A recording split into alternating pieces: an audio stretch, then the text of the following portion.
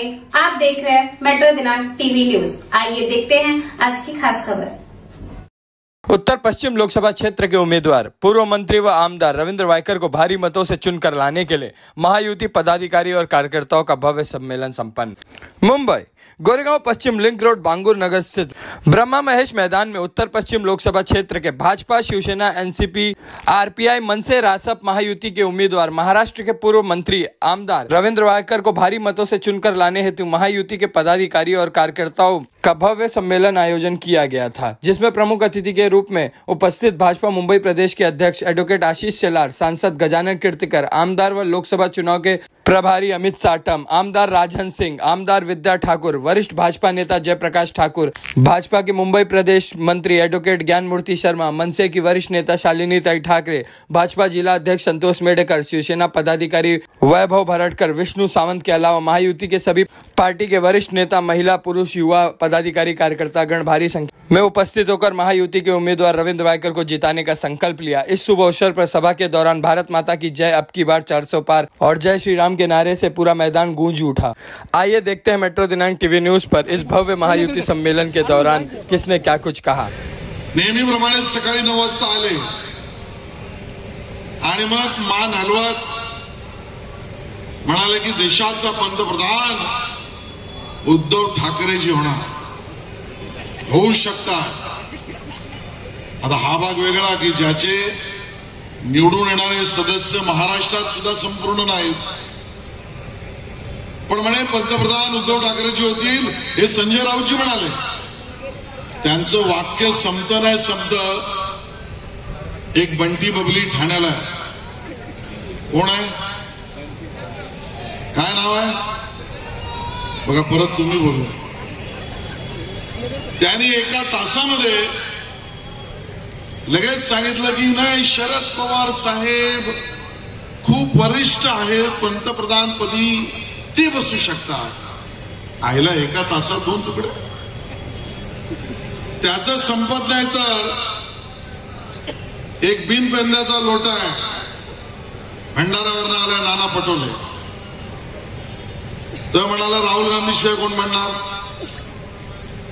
आता 2 तासात 3 पंतप्रधान यांचे उमेदवार यांना मत दिलं तर भांडतील की नाही सांगा, हे आपापसात भांडतील की नाही, मग यांना मत देणं फुकट आहे।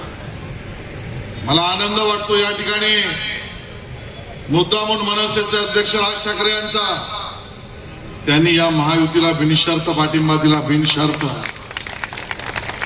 काय म्हणाले, महाराष्ट्रात राहून नेतृत्व करून या देशाच्या युवकांचं भविष्य, शैक्षणिक व्यवस्था, रोजगार, काही अपेक्षा आहेत माझ्या, आणि त्या अपेक्षा पूर्ण करण्याचं काम जर कोणी करेल तर या सर्व पक्षांना मी समर्थन करतो, कारण नरेंद्र मोदींना बघून मी समर्थन करतो।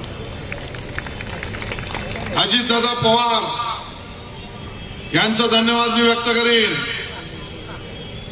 त्यांनी आपल्या उंचीपेक्षा जास्त उडी मारायची नाही ठरवलंय, आणि म्हणून महाराष्ट्राचं राजकारण हे आपलं ध्येय आहे, आणि नरेंद्र मोदीजींना त्यांनी सांगितलं माझे समर्थन। रामदास आठवलेजी यांचा धन्यवाद आम्ही देतो, त्यांनी सांगितलं नरेंद्र मोदीजीच देशाचं नेतृत्व करू शकतात। इकडे 2 तासात तंगड्यात तंगड्या, आणि म्हणून ही लढाई जी आहे ही 2 आघाड्यांमधली लढाई आहे। जनतेला तुम्हाला हे सांगावं लागेल की असली आणि नकली मधली लढाई आहे। असली शिवसेनेची लोक ही मंचावर बसलेली आहेत, मंचावर बसलेली आहेत। कारण तुम्ही बोललात वायकर, दंगलीचा तुम्ही उल्लेख केला, 92-93च्या जोगेश्वरीतल्या व्यथा तुम्ही सांगितल्या, पण त्या काळामध्ये बॉम्ब ब्लास्ट झाले होते, बॉम्ब ब्लास्ट तुम्हाला आठवत असेल, 12 ठिकाणी साखळी बॉम्ब ब्लास्ट झाले। कराचीमध्ये प्लॅन ठरला, दाऊदने ठरवला, आरडीएक्स पाठवले, आरडीएक्स समुद्रमार्गे आले, कस्टम मधून पुढे गेले, माहीम पर्यंत पोहोचले, माहीम मध्ये एका बिल्डिंग मध्ये साठवले, तिकडून ते वेगवेगळ्या गाड्यांमध्ये भरले आणि ते 12 ठिकाणी बॉम्ब स्फोट केले. आमचे मुंबईकर नाहक मारले. पाकिस्तानमध्ये राहणाऱ्या माणसांनी, आतंकवाद्यांनी हिंदुस्थानवर हमला केला. माहीममध्ये त्याचं एक्झिक्युशन झालं आणि त्यात याकूब मेमनला पकडलं. आतंकवाद्याचं केस दाखल झाली. खालच्या कोर्टापासून वरच्या कोर्टापर्यंत त्याला शिक्षा झाली. शिक्षा फाशीची झाली कारण त्या नराधमाने आमच्यावर हल्ला केला होता, आमची मुंबईकर मारला. पण झालं काय, ज्याने या सगळ्या बॉम्ब्लास्ट मध्ये योजना केली त्या याकूब मेमनला कोर्टाने फाशी दिली. पण या मुंबईतले काही 2 असे औलादी निघाले, त्यांनी सांगितलं याकूब मेमनला फाशी देऊ नका. गुन्हेगार याकूब मेमनला फाशी देऊ नका. मुंबईकरांचे जीव घेतलेल्या याकूब मेमनला फाशी देऊ नका. आतंकवादी हमला केलेला याकूब मेमनला फाशी देऊ नका. म्हणणारे कोण? या मालाड मधले असलम शेख, काँग्रेसचा नेता. उद्धवजी, तुमच्या मुख्यमंत्री पदाच्या काळामध्ये हा असलम शेख तुमच्या बरोबर मंत्री होता आणि म्हणून ही वैचारिक लढाई आहे, मुंबईकरांची लढाई आहे की तुमची आज सलगी ज्याने मुंबईकरांवर हल्ला केला त्या आतंकवाद्यांच्या समर्थनार्थ राहणाऱ्या लोकांबरोबर आहे. एकही मत त्या नकलीकडे जाता कामा नये, नकली शिवसेनेकडे जाता कामा नये. जे मत तिकडे जाईल ते याकूब मेमनच्या समर्थनार्थ जाईल. काल 1 मे झाला. 1 मे महाराष्ट्र दिन, कामगार दिन आपण साजरा केला. मराठी माणसाची लढाई संयुक्त महाराष्ट्राच्या चळवळीमध्ये त्यावेळेला प्रबोधनकार ठाकरेंपासून, आचार्य यात्रेंपासून, डांगेंपासून सगळे लढले. त्यावेळेला जे पक्ष होते त्यामध्ये जनसंघही होता, जो नंतर भाजप आहे. आणि संयुक्त महाराष्ट्राच्या चळवळीची मागणी एकच होती, मुंबईला महाराष्ट्रापासून वेगळी करू नका, मुंबईला केंद्रशासित करू नका. मराठी भाषिकांचं एक राज्य करा जे महाराष्ट्र असलं पाहिजे. याला विरोध कोणी केला? मराठी भाषिकांचं एक राज्य करण्यामध्ये अडचण आहे. 200 वर्ष घालवली तरी मराठी भाषिकांना अखंड महाराष्ट्र मिळणार नाही, एक राज्य होणार नाही. ही भूमिका सखा पाटलांची ते काँग्रेसची. 15 जानेवारी 16 जानेवारी 1956 मी थोडं मागे जातोय कारण तुम्हाला हे कळलं पाहिजे. जवाहरलाल नेहरूजी देशाचे प्रधानमंत्री, त्यांनी आकाशवाणीवरून देशाला संबोधित केलं. मी सांगतोय ते युट्यूबवर काढून बघा. आणि देशाला संबोधित करताना सांगितलं, मी निवडणूक लढत नाही असे 1.5 महिन्यापूर्वी मी जाहीर केलं. माझा मुलगा अमोल कीर्तीकर उभाठामधून निवडणूक लढतोय आणि मी ह्या शिवसेनेतून एकनाथ शिंदे यांच्या नेतृत्वाखाली इथे प्रवेश केल्यानंतर 1.5 वर्ष झाल्यानंतर ही पहिली निवडणूक जी माझ्यासाठी धर्मसंकट जरी असलं तरी मी अनेक वेळेला सांगितलं, आज तुम्ही कार्यकर्ते आहात, तुमच्यासमोर सुद्धा माझं अंतर्मन मी स्पष्ट करतो की मी या धर्मसंकटावरती राजधर्म आणि युती धर्म पाळून आपल्या रवींद्र वायकरसाठी काम करण्यासाठी सज्ज झालेलो. निवडणुकीचे अनुभव महाराष्ट्रात घेतलेले अनेक तिथे पदाधिकारी आहेत, कार्यकर्ते आहेत, आमदार आहेत. निवडणुकीचं इक्वेशन प्रत्येक वेळेला बदलत असतं आणि आपण आता कार्यकर्ते म्हणून निवडणूक कुठल्या उमेदवारासाठी लढतोय, कुठली उद्दिष्ट साध्य करण्यासाठी लढतोय याचा विचार कार्यकर्त्यांनी करायला पाहिजे. आज उमेदवार आहेत रवींद्र वायकर, विद्यमान आमदार आहेत, 3 वेळेला आमदार होते, 4 वेळेला नगरसेवक होते, मुंबई महानगरपालिका स्टँडिंग कमिटी चेअरमन होते आणि आपल्या जोगेश्वरी विधानसभा क्षेत्रात अत्यंत उत्कृष्ट अशा तऱ्हेचं विकासाची कामं त्यांनी केलेली आहेत. हा उमेदवार तुम्हाला लोकांपर्यंत घ्यायला कुठलीही अडचण येणार नाही, कुठलीही अडचण येणार नाही. निवडणुकीचं उद्दिष्ट काय की या देशामध्ये पुन्हा एकदा नरेंद्र मोदी हे पंतप्रधान झाले पाहिजेत, हा एक उद्दिष्ट आपल्या समोर आहे. तो जर होणार असेल तर प्रत्येक लोकसभेमध्ये युतीने दिलेला उमेदवार जो आहे हा निवडून आणणं हे तुमचं स्वतःचं सगळ्यांचं कर्तव्य आहे. ते कर्तव्य तुम्हाला पार पाडायला लागेल. मोदींना निवडून का द्यायचं याबद्दलचं अमित साटमने आपल्यासमोर चांगल्या तऱ्हेचं वर्णन केलेलं आहे. ते मी रिपीट करत नाही. फक्त माझ्या आयुष्यामध्ये ह्या ज्या काही घडामोडी अमितने सांगितल्या त्याच्या भाषणात, त्या प्रत्यक्ष लोकसभेमध्ये मला स्वतःला जवळून बघता आले. 370 कलम हटवणं किती कठीण होतं. 370 कलम मुळात आणलंच का हा मोठा प्रश्न होता.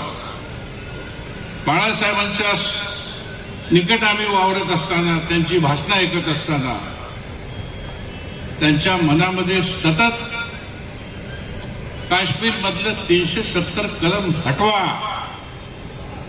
हा विशेषाधिकार जो आहे, विशेषाधिकार दिलेला आहे तो रद्द करा आणि अयोध्येला राम मंदिर बनवा, ते त्यांचं स्वप्न होतं. ते स्वप्न नरेंद्र मोदी साहेबांनी पूर्ण केलं. त्यांनी पूर्ण केलं, आम्ही कधी विसरणार नाही. आणि त्यामुळे 370 कलम हटवल्यानंतर आज त्या देशाचं नंदनवन म्हणून ज्या काश्मीरकडे बघतो आपण, तिथे मोकळा श्वास घेऊ लागले लोक, तिथे विकासाची कामं होऊ लागली, तिकडे होणारे आतंकवादी हल्ले बंद झाले, तिथे त्या ठिकाणी पर्यटन जे बंद पडलेलं होतं, निश्चित झालेलं होतं, ते पर्यटक जायला लागले. हा एवढा मोठा बदल एका देशाच्या एका तुकड्यामध्ये, आपलं जे नंदनवन म्हणून आपण ज्याच्याकडे बघतो त्याला मोकळा श्वास देण्याचं काम 370 कलम हटवल्यामुळे झालेलं आहे. राम मंदिर 500 वर्षापूर्वीचं प्रभू रामचंद्रांचं जन्मस्थानावरती उभारलेलं मंदिर, 150 वर्ष ब्रिटिशांचा कालावधी गेला, ब्रिटिशांचं रूल होतं. 200-225 वर्ष मोगली आक्रमक त्या ठिकाणी चालू होतं आक्रमण. पण सगळ्यात 75 वर्ष त्यातली ही आपलं स्वकीयाचं राज्य होतं, स्वकीयाचं सरकार होतं, काँग्रेसचं सरकार होतं. त्यांनी कधी लक्ष दिलं नाही ह्या राम मंदिराच्या उभारणीसाठी. त्यांनी कधी कायदेशीर लढाई दिली नाही. हे काम प्रभू रामचंद्राचं मंदिर अयोध्येला उभं करण्याचं काम सर्व सोपस्कार पूर्ण करून राम मंदिर उभं करण्याचं काम नरेंद्र मोदी साहेबांच्या नेतृत्वाखाली त्या ठिकाणी झालं. हे भारतवर्ष कदापि विसरू शकणार नाही. एवढं मोठं काम आहे. मी तर म्हणतो आणि आपणही सगळ्यांनी म्हणावं की मोगली आक्रमणामुळे झालेला हिंदूंवरचा फार मोठा हल्ला, सनातन धर्मावरती झालेले हल्ले, त्याला सुधारण्याचं काम एवढ्या ताकदीने नरेंद्र मोदी साहेब करतायत. आपण काशीला गेला असाल, काशीचा कॉरिडॉर बघा, उज्जैनला गेला असाल, उज्जैनचा कॉरिडॉर बघा. हे असे सगळे कॉरिडॉर झाले पाहिजेत. चीनच्या जवळ आपल्या जे रस्ते आहेत तिथे विमानाची पट्टी केली पाहिजे, तिथे रस्ते बनवले पाहिजेत. हा सगळा ध्यास घेऊन सनातन धर्मासाठी काम करणारे नरेंद्र मोदी जे आहेत ते पुढील 5 वर्ष काय, पुढील 10-15 वर्ष सुद्धा ह्या देशावरती त्यांनी राज्य केलं पाहिजे, अशा तऱ्हेचं मत भारतामध्ये असंख्य लोकांचं आहे. त्याला अडवणूक करण्याची एक पाहिलं मी की मुंबई शहराला त्यावेळेला 2900 दशलक्ष लिटर पाणी येत होतं.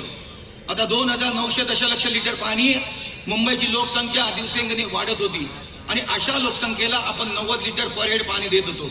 विचार केला आमच्या सर्व स्टँडिंग कमिटीच्या सभासदांनी. मी त्यावेळेला असलेले दिगीकर चरणकर यांना घेऊन भातसा धरणाच्या इथे गेलो. ज्यावेळेला आम्हाला चर्चा झाली आपण जास्त पाणी कुठून आणू शकतो. भातसा धरणाच्या इथे गेल्यानंतर चर्चा झाल्यानं कळलं की इथून आपण 450 MLD पाणी जास्त आणू शकतो. मी तिथूनच किर्लोस्करांना फोन मारला, त्यांना विचारलं काय करायला पाहिजे. साहेब 6 पंप बसवले पाहिजे आणि 6 पंपाच्या माध्यमातून आपण 450 MLD पाणी का खेचू शकतो. म्हटलं हरकत नाही, काय आपण एक काम करूया, आपण किर्लोस्करांना तिथूनच आम्ही फोन लावला. हे फोन लावल्यानंतर किर्लोस्करांच्या माणसांना सांगितलं साहेब 1 वर्ष तरी लागेल 6 पंप बनवायला वगैरे. म्हटलं ते 1 वर्ष नको, तुम्ही 6 महिन्यामध्ये बनवा. त्यांनी सांगितलं आम्ही प्रयत्न करतो. आमचे इंजिनियर म्हणायला लागले की साहेब आपल्याला बिल्डिंग बांधायला लागेल, सर्व सिस्टीम आपल्याला बसवायला लागेल. म्हटलं सिस्टीम आपण नंतर बसवूया, तुम्ही फाउंडेशन तयार करा, त्या फाउंडेशनवरती आपण 6 पंप बसवू आणि त्याच्यातनं आपण पाणी घेतो. आणि 6 महिन्यामध्ये किर्लोस्करांनी 6 पंप दिले आणि त्याच्या माध्यमातून मुंबई शहरासाठी आपण 450 दशलक्ष लिटर पाणी भातसातनं अतिरिक्त घेतलं 6 महिन्यामध्ये. म्हणजे 3300 च्या वर आपण पाणी आणलं. हे झाल्यानंतर दुसरा विचार केला की अप्पर वैतरणा आणि लोअर वैतरणाच्या मध्ये आपण मिडल वैतरणा हा धरण बांधू शकतो. मी माझ्या कमिशनरना जयराज पाठकांना बोलवून घेतलं. म्हटलं यासाठी आपल्याला किती पैसे लागतील. त्यांच्याकडे संपूर्ण प्लॅन तयार होता. ते बोलले 3000 कोटी लागतील.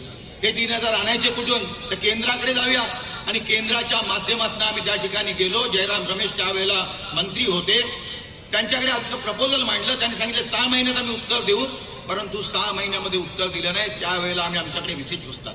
या रिसिप्ट म्हणजे काय की तुमच्याकडनं घेतलेला टॅक्स आम्ही रिसिप्टच्या रूपाने बँकांमध्ये वेगवेगळ्या ठेवताना त्याच्या व्याजावरती आणखी मुंबई महानगरपालिकेमध्ये ऍडिशनल होते. त्या रिसिप्टच्या माध्यमातून आम्ही 3000 कोटी रुपये खर्च केले. अप्पर वैतरणा आणि लोअर वैतरणाच्या मध्ये मिडल वैतरणा केला आणि त्याला नाव दिलं हिंदू हृदय सम्राट बाळासाहेब ठाकरे मध्य वैतरणा प्रकल्प. आणि 450 MLD पाणी आपण त्याच्यातनं आणलं. म्हणजे 900 MLD पाणी आपण त्याच्या माध्यमातलं आणलं. 3800 MLD पाणी आणल्या कारणाने आपण आता प्रति हेड सर्वांना जे पाणी देतं ते 135 लिटर पाणी आपण त्यामुळे देतोय.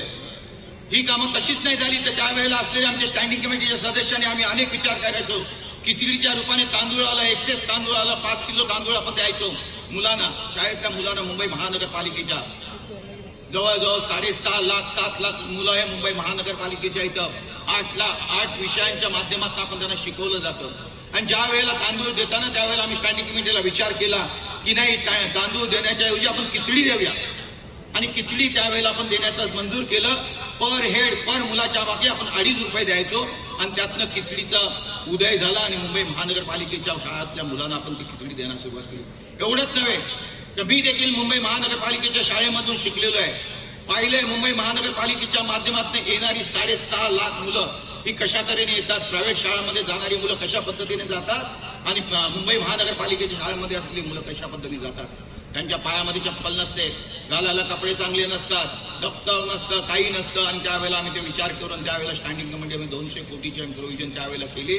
आणि सांगायला आनंद होतोय की स्टँडिंग कमिटीच्या माध्यमातून 27 वस्तू मुंबई महानगरपालिकेतल्या शाळेला विद्यार्थ्यांना देण्याचं काम त्यावेळेला स्टँडिंग कमिटी चेअरमन असताना मी आणि आमच्या सहकार्याने त्या ठिकाणी केलं.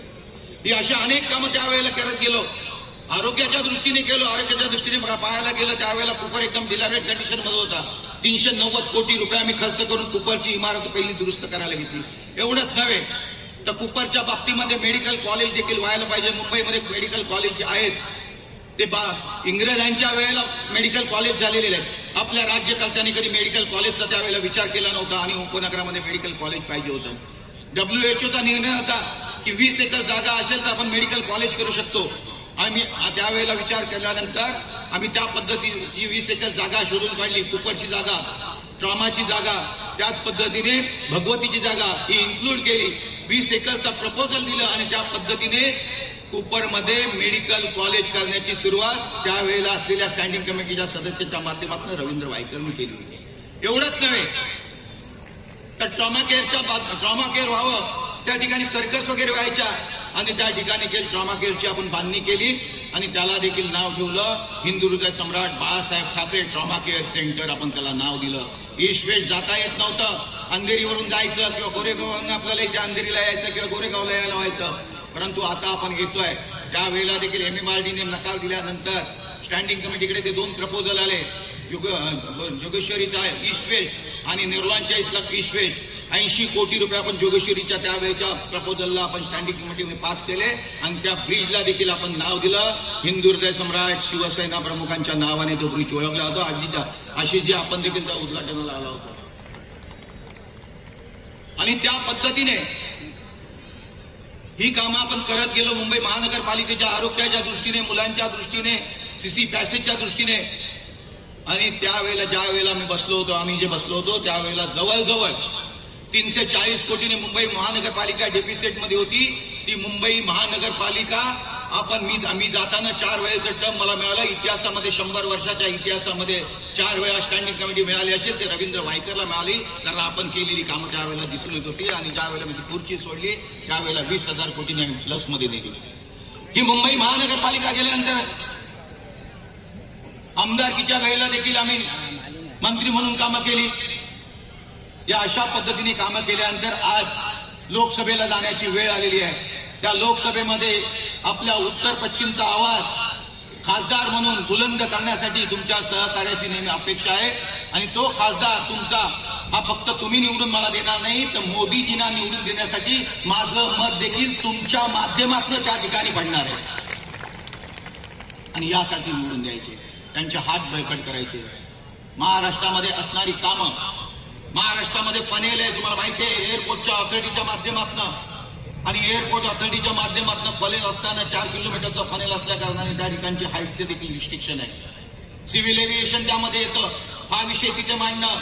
आपण नेहमी एअरपोर्ट येतो त्यावेळेला तुमची विमानं अर्धा तास 1-1 तास ट्रॅफिक के हैं, मनसे के हैं, मैं नाम उनका नहीं जानता, इसके लिए सम्मानित मंच कहकर आरपीआई के हमारे लोग हैं.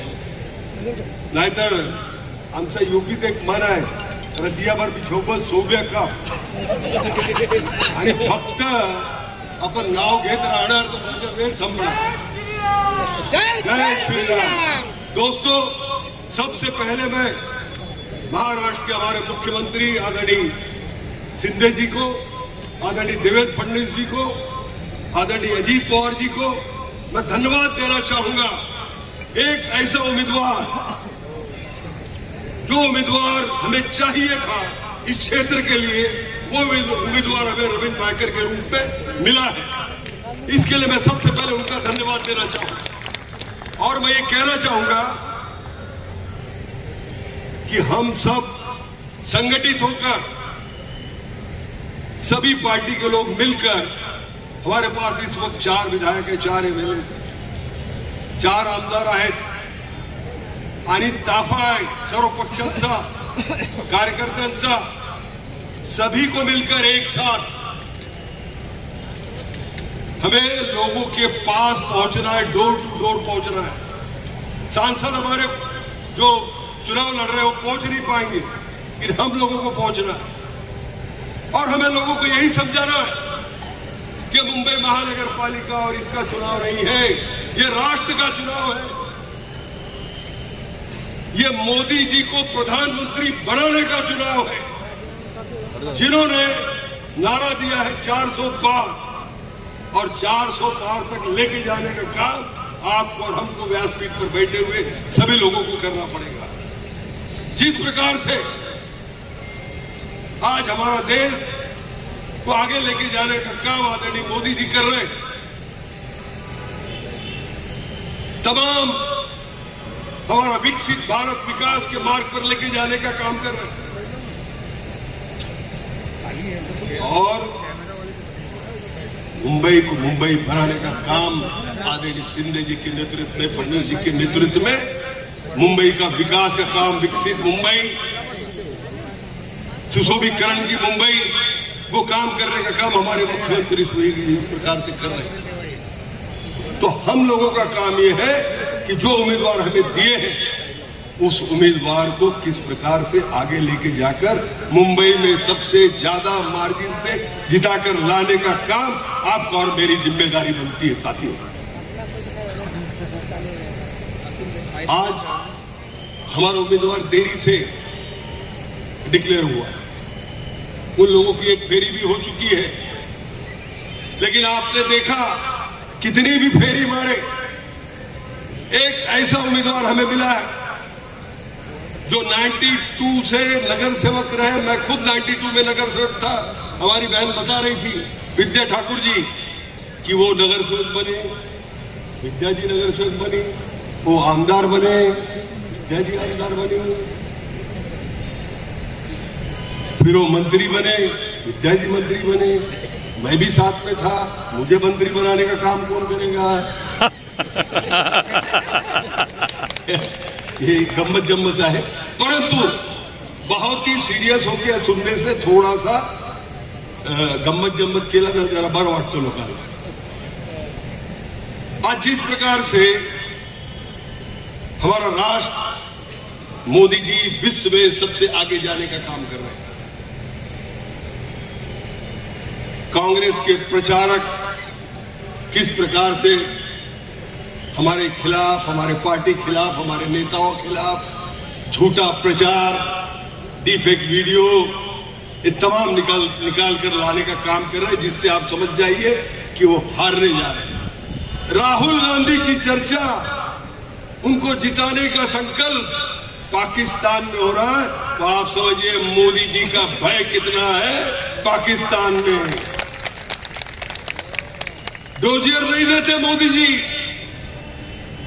अगर हमारे ऊपर पुलवामा होता है तो पाकिस्तान में घुसकर मारने का काम आदरणीय मोदी जी के नेतृत्व में होता है। वही सेना है, वही सैनिक है, वही कमांडर है, वही सारे लोग हैं, लेकिन मोदी जी की तरफ से छूट दिया गया कि बॉर्डर की तरफ से अगर एक गोली आती है तो 100 गोली मारिए, अगर एक बम आता है तो 100 बम मारिए। ऐसा नेतृत्व हमें चाहिए, और ऐसे नेतृत्व को साथ देने के लिए हमको यहां से वाइकर को जिताकर भेजना ही लाजिम होगा। वाइकर तो रविंद्र वाइकर जी हमारे उम्मीदवार, लेकिन जो वाइकर जी को यहां पर आप जिताएंगे, मोदी जी को जो 400 पार का नारा है उसमें एक वाइकर जी भी जाकर उनको प्रधानमंत्री बनाने के लिए अपना हाथ उठाकर मोदी जी को ताकत देने का काम करेंगे। और जो मोदी जी को ताकत मिलेगी, राष्ट्र का निर्माण होगा। राष्ट्र का निर्माण हो रहा है।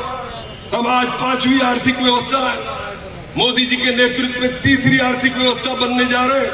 5 साल में विश्व में 3री आर्थिक व्यवस्था में बनाने का काम आदरणीय मोदी जी कर रहे हैं। 80 करोड़ लोगों को राशन देने का काम, आयुष्मान भारत के उसमें आज से कम 40 से 50 करोड़ आवास योजना देने का काम। ये काम पहले भी हो सकते थे, ये काम पहले भी हो सकते थे। पहले कांग्रेस के प्रधानमंत्री स्वर्गीय राजीव गांधी ने कहा कि जो पैसा भेजा जाता है 1 रुपया उसमें से 15 पैसा लोगों तक पहुंचता है। आदरणीय मोदी जी ने सभी के अकाउंट में डायरेक्ट पैसा भेजने का काम गरीबों को और सभी लोगों को, चाहे जिस समाज का हो, ओबीसी हो, एसटी हो, शेड्यूल कास्ट हो, सबको साथ लेकर चलने का काम आदरणीय मोदी जी ने किया है। मैं ज्यादा समय नहीं लूंगा, बहुत सारे हमारे यहां पर नेतागण बैठे, लेकिन इतना जरूर कहना आप लोगों को चाहूंगा, आपल्याला कष्टाची पराकाष्ठा करायला लागणार। हम लोग कभी कभी गफलत में हो जाते कि 4-5 पक्ष आहे, आपण काही काळजी करायची गरज नाही। थोड़ा भी गफलत में नहीं रहना हमें। हमें कोई कोना नहीं छोड़ना है, किसी को भी छोड़ने की जरूरत नहीं। और मैं बताता हूं आपको, हम सब जब उनकी यात्रा होगी, पद यात्रा होगी तो रहेंगे। उसके बाद हैंड बिल लेकर नगर सेवक का जैसा चोरा होता है, पार्षद का, कारपोरेटर का, डोर टू डोर हम जाने का काम जब करेंगे, मेरी तैयारी है, मैं डिंडोसी में यही करने जा रहा हूं, डोर टू डोर। बाबा त्याचा फायदा काय आहे? 4 महिन्यानंतर आमदारकीचा चुनाव आहे, इलेक्शन आहे, आणि त्याच्या 4 महिन्यानंतर फेब्रुवारीला जे आमचे नगरसेवक बंधू भगिनी बसले आहे त्यांच्या इलेक्शन येणार आहे।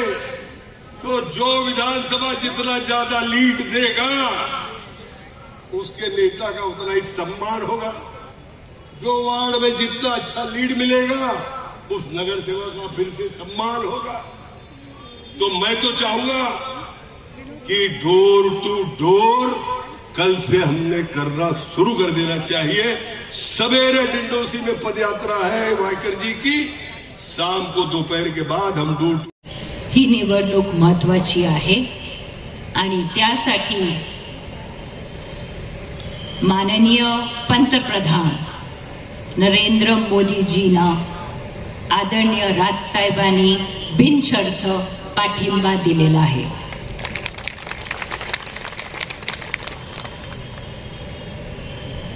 काय आहे ना, समोर पर्याय काय आहे?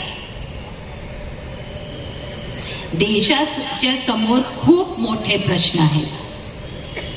देशाला एक वेगळी लोकांना अपेक्षा आहे आणि ते पूर्ण करण्यासाठी आपल्याला मोदीजी शिवाय पर्याय नाही आहे।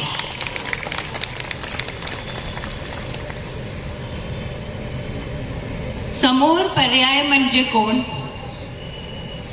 जे लोकशाहीला धोक्यात आणून गावभरात लोकशाही धोक्यात आहे असे बोंबलणारे पर्याय आहेत का? स्वतः मुख्यमंत्री व्हावं त्यासाठी 2019 मध्ये लोकांच्या मताशी खेळून विरोध करून गद्दारी, खुलेआम गद्दारी करून गावभरात सगळ्यांना गद्दार गद्दार ओरडणारे हे पर्याय आहेत का? आज महाराष्ट्राचं राजकारण इतक्या खालच्या दर्जाचं झालेलं आहे, इतकं बदनाम झालेलं आहे, ह्याचा संपूर्ण मान आणि श्रेय फक्त आणि फक्त उबाटाला जातो। ते पर्याय आहेत का? जिथे चूक असेल तिथे टीका, जिथे चांगलं काम होत असेल तिथे स्तुती करणारा आमचं नेतृत्व म्हणजे आमचे आदरणीय राजसाहेब ठाकरे।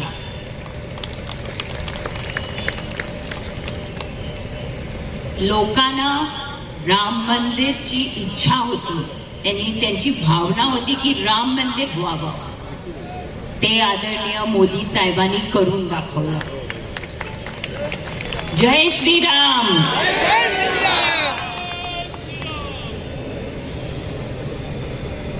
काश्मीर मध्ये कलम 370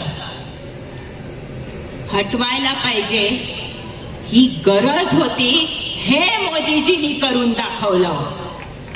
आणि असे अनेक प्रश्न आहेत जे देशाच्या भविष्यासाठी खूप महत्त्वाचे आहे आणि तिथे आपल्याला सक्षम आणि खंबीर नेतृत्वाची गरज आहे, ते म्हणजे आदरणीय मोदीजी। आणि त्यासाठी आमचे माननीय राजसाहेबांनी जे पाऊल उचललं आणि खंबीरपणे पाठिंबा दिलेला आहे। आदरणीय राजसाहेबांचं शब्द कोणीही खाली पडू देणार नाही। जय श्रीराम, जय जय श्रीराम।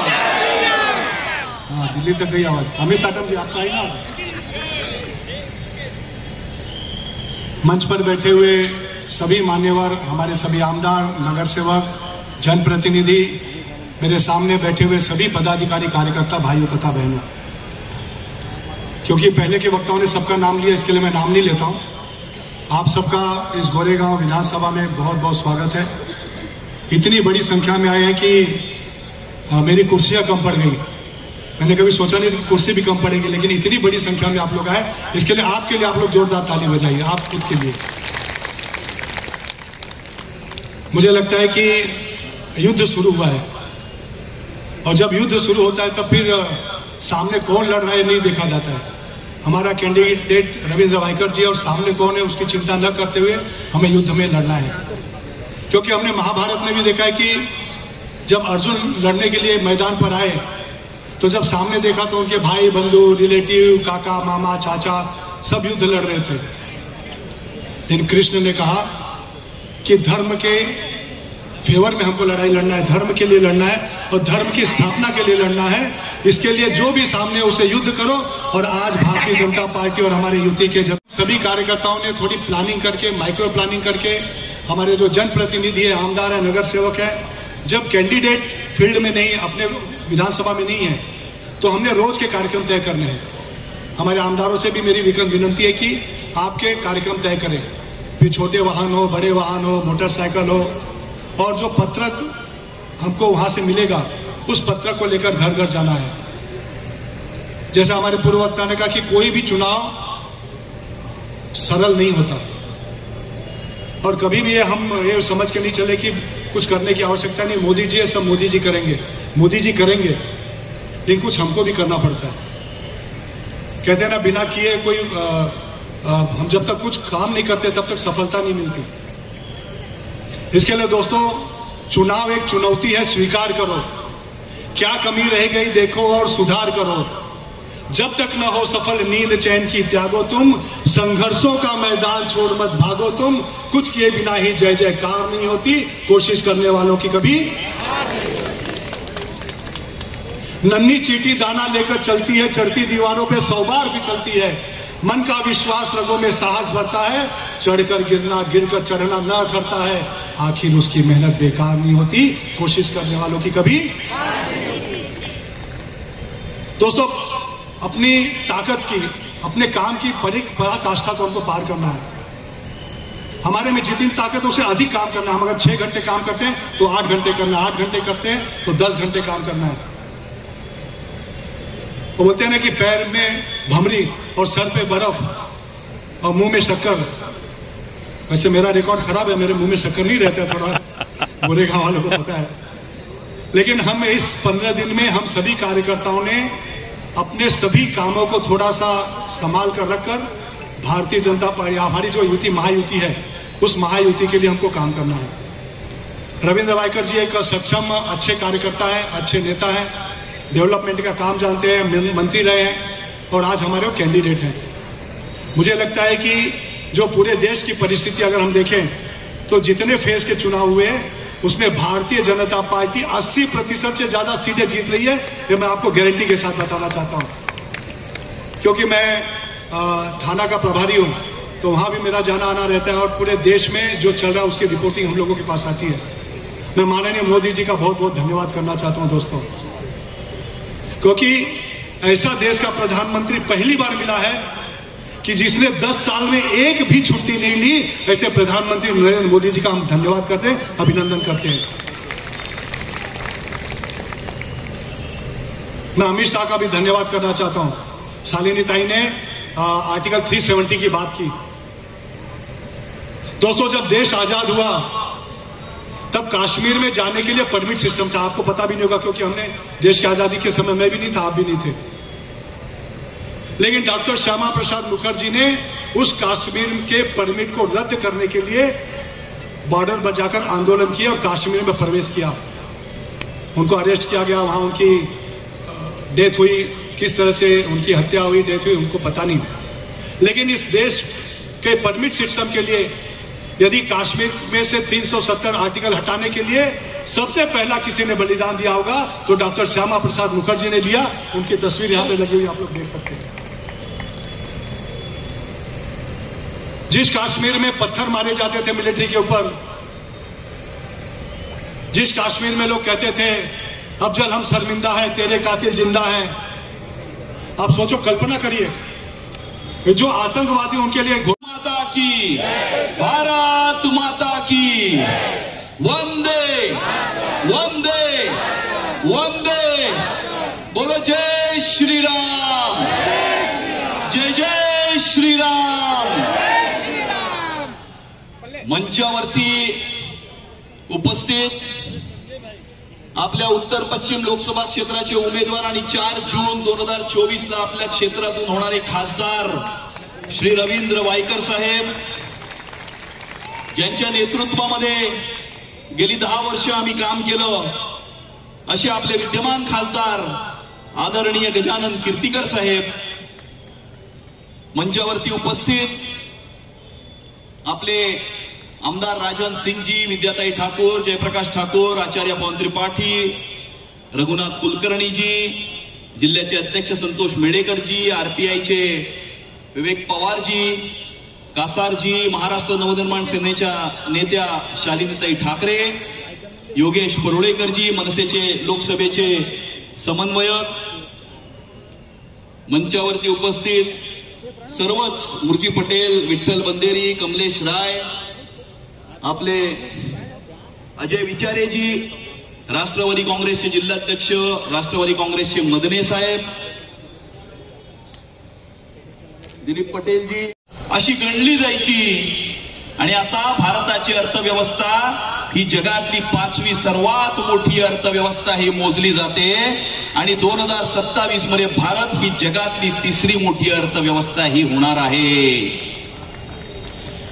स्वतंत्रतेच्या नंतर प्रधानमंत्री नरेंद्र मोदीजी एकमेव प्रधानमंत्री होते ज्यांनी लाल किल्ल्यावरनं स्वच्छ भारतचा संदेश दिला आणि फक्त संदेशच नाही दिला परंतु स्वतः हातामध्ये झाडू घेऊन या संपूर्ण देशाला स्वच्छ भारत करण्याचा ज्या प्रकारे त्यांनी संकल्प दिला। आज आपण कोणत्या शाळेमध्ये जरी गेलो आणि मुलांना सांगितलं की तुम्हाला ज्या थीम वरती पाहिजे त्या थीम वरती चित्र काढा तर प्रत्येक मुलगा किंवा मुलगी हा स्वच्छ भारतच्या थीमनीच त्या ठिकाणी चित्र काढतो। उज्ज्वला योजना असेल, डिजिटल इंडिया असेल, स्टार्टअप इंडिया असेल, मेक इन इंडिया असेल, अशा प्रकारच्या अनेक योजनांतून या देशाच्या तरुणाचे हात मजबूत करण्याचं काम मोदीजींनी केलं। आणि त्यामध्ये फक्त एकच गोष्ट मी या ठिकाणी सांगू इच्छितो की 1 ऑक्टोबर 2016 ला स्टार्टअप इंडियाची योजना मोदीजींनी लॉन्च केली आणि गेल्या 8 वर्षामध्ये 1,14,000 स्टार्टअप्स हे भारत सरकारकडे रजिस्टर्ड झालेले आहेत। मोठ्या अभिमानाने मी सांगतो की त्यापैकी 20,000 स्टार्टअप्स हे आपल्या महाराष्ट्रातले आहेत आणि मराठी तरुणांना खऱ्या अर्थानं रोजगार आणि उद्योजक तयार करण्याचं काम कोणी केलं असेल तर ते आपले पंतप्रधान नरेंद्र मोदीजींनी करून दाखवलं। याच्या आधी हमले व्हायचे, 1992चा बॉम्बस्फोट झाला, बीएसटीचे बॉम्बस्फोट झाले, रेल्वेमध्ये बॉम्बस्फोट झाले। ज्या ज्या वेळेला आतंकवादी हमले व्हायचे त्यावेळेला हिंदुस्थानचा प्रधानमंत्री युनायटेड नेशन्स कडे बघायचा, युनायटेड नेशन्स काय म्हणतंय ते पाहायचा। परंतु 14 फेब्रुवारी 2019 ला पुलवामामध्ये हमला झाला आणि 26 फेब्रुवारी 2019 ला बालाकोटमध्ये एअर स्ट्राईक्स करून पंतप्रधान नरेंद्र मोदीजींनी हे दाखवून दिलं की ये नया भारत है, ये घुसेगा भी और घुस के मारेगा भी।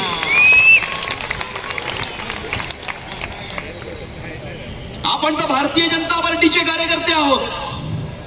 आपलं उभं आयुष्य ही घोषणा देण्यामध्ये गेलं की जहां हुए बलिदान मुखर्जी वो कश्मीर हमारा है, जो कश्मीर हमारा है वो पूरा का पूरा है। आणि ज्या वेळेला आपण ही घोषणा द्यायचो त्यावेळेला आपल्या मनामध्ये ही शंका असायची की ही घोषणा कधी सत्यामध्ये उतरणार की नाही उतरणार। परंतु 6 ऑगस्ट 2019 ला धारा 370 ला खारिज करून खऱ्या अर्थानं काश्मीरला भारताचं अविभाज्य अंग करण्याचं काम नरेंद्र मोदीजींनी करून दाखवलं। आपल्याला चिडवायचे, मंदिर वही बनाएंगे, तारीख नहीं बताएंगे। आम्ही तर 1992 साली गेलो होतो, जिस हिंदू का खून न खौले खून नहीं वो पानी है, जन्मभूमि के कामनाएं वह बेकार जवानी है। रामलल्ला हम आएंगे, मंदिर वही बनाएंगे, मंदिर वही बनाएंगे, तारीख नहीं बताएंगे। अरे तारीख भी बता दी, भूमि पूजन भी हो गया आणि 22 जानेवारी 2024 दुपारी 12:20 जहां पर राम ने जन्म लिया है, मंदिर वही बनाया है, मंदिर वही बनाया है।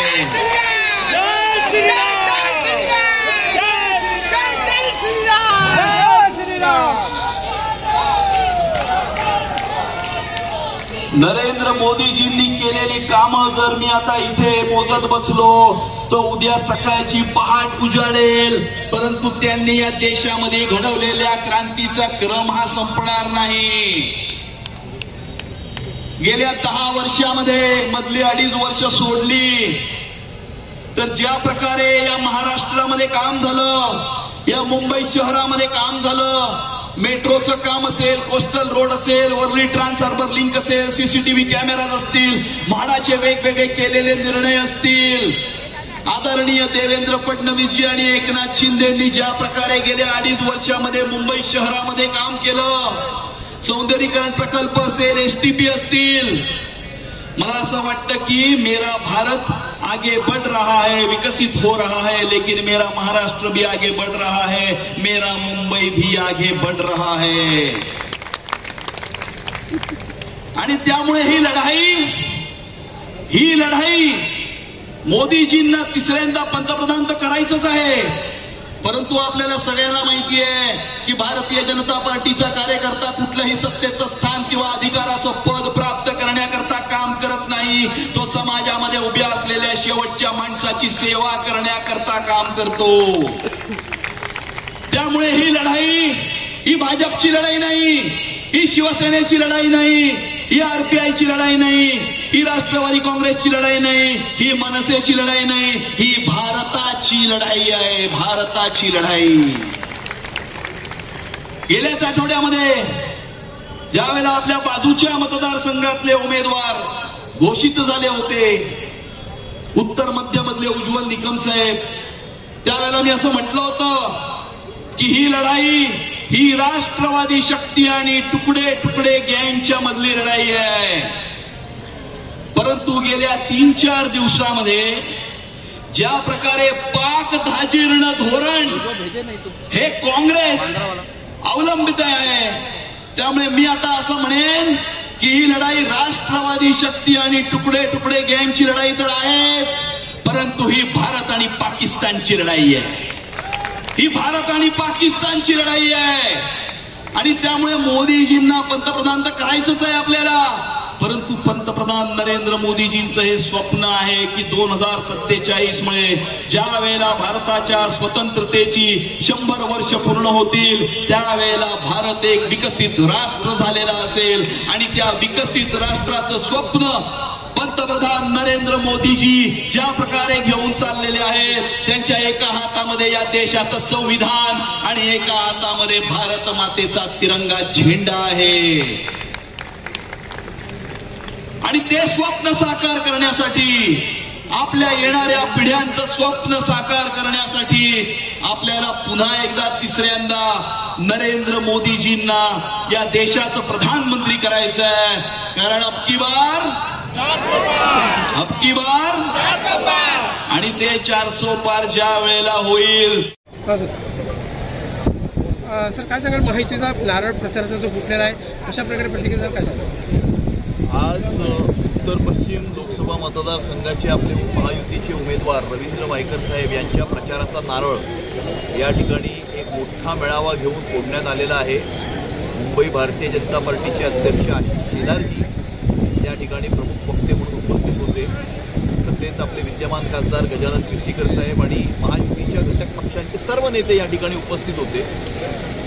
सुमारे 4000 या ठिकाणी बूथ प्रमुख, शक्ती केंद्र प्रमुख, गटप्रमुख, पदाधिकारी आणि स्थानिक जनता या ठिकाणी या मेळाव्याला उपस्थित होती आणि या मेळाव्याला उपस्थित गर्दीकडे बघून आपल्याला सहजपणे या निवडणुकीचा निकाल कोणत्या बाजूने लागणार आहे याचा अंदाज आपल्याला येऊ शकतो. मोठ्या प्रमाणावर उत्तर पश्चिम लोकसभा मतदारसंघातली जनता ही नरेंद्र मोदीजींना तिसऱ्यांदा पंतप्रधान करण्यासाठी सज्ज झालेली आहे आणि धनुष्यबाणाला मत देऊन मोदीजींना पुन्हा एकदा पंतप्रधान करण्यासाठी या ठिकाणी संकल्प हा सर्वांनी केलेला आहे. माजी खासदार गजानन कीर्तिकर साहेब सुद्धा स्टेजवर होते. त्यांनी सांगितलं मी राजधर्म पाळणार आहे. तर त्या संदर्भात काय? गजानन कीर्तिकर साहेब पहिल्यापासूनच हे महायुतीबरोबर आहेत. त्यांचा स्वतःचा मुलगा उबाटाकडून लढत असतानाही त्यांनी राजधर्माचं पालन करीत या ठिकाणी काल नामांकन पत्र दाखल करतानाही ते उपस्थित होते. आज या मेळाव्यालाही उपस्थित होते आणि येणाऱ्या काळामध्ये सर्व प्रचार फेरी आणि प्रचारामध्ये ते पूर्णपणे सहभागी होणार आहेत. आणि त्यामुळे राजधर्माचं पालन करून याच्यामुळे आपल्याला याच अंदाज येऊ शकतो की नरेंद्र मोदीजींनी कुठपर्यंत या देशातील जनतेला प्रेरित केलेलं आहे आणि त्यामुळे नरेंद्र मोदीजींना पंतप्रधान पुन्हा एकदा तिसऱ्यांदा करण्याकरता स्वतःचा मुलगा जरी समोरून लढला तरी पण मी नरेंद्र मोदीजींच्याच बाजूने उभा राहीन अशा प्रकारचं उदाहरण कीर्तिकर साहेबांनी प्रस्तुत केलेलं आहे. उत्तर पश्चिम जिल्ह्याची जबाबदारी तुमच्याकडे. मागील निवडणुकीमध्ये सुद्धा भाजपची युती होती. यावेळी किती लाख मतांनी फरक तुम्हाला वाटते? की मी यापूर्वीच सांगितलेलं आहे की उत्तर पश्चिममधून महायुतीचा उमेदवार 2 लाखपेक्षा जास्त मताधिक्याने या ठिकाणी निवडून येणार आहे. उम्मीदवार महायुति के रविंद्र वाइकर जी का आज यहाँ पर प्रचार का जो शुभारंभ वो मुंबई भारतीय जनता पार्टी के अध्यक्ष आशीष शेलार जी और गजानन कीर्तिकर साहब जो यहाँ के विद्यमान खासदार है उनके उपस्थिति में हुआ है. 4000 से ज़्यादा यहाँ पर बूथ प्रमुख, शक्ति केंद्र प्रमुख, घटक प्रमुख, पदाधिकारी और यहाँ की जनता इस कार्यक्रम में सम्मिलित थी और इस कार्यक्रम में जुटी हुई भीड़ को देखकर अंदाज हम लगा सकते हैं कि आने वाले चुनाव में क्या निर्णय होने वाला है. यहाँ की जनता ने फिर से एक बार नरेंद्र मोदी जी को तीसरी बार प्रधानमंत्री बनने का निर्णय ये किया है और उस दिशा में जाने का संकल्प आज इस महायुति के मेळावा में हुआ है.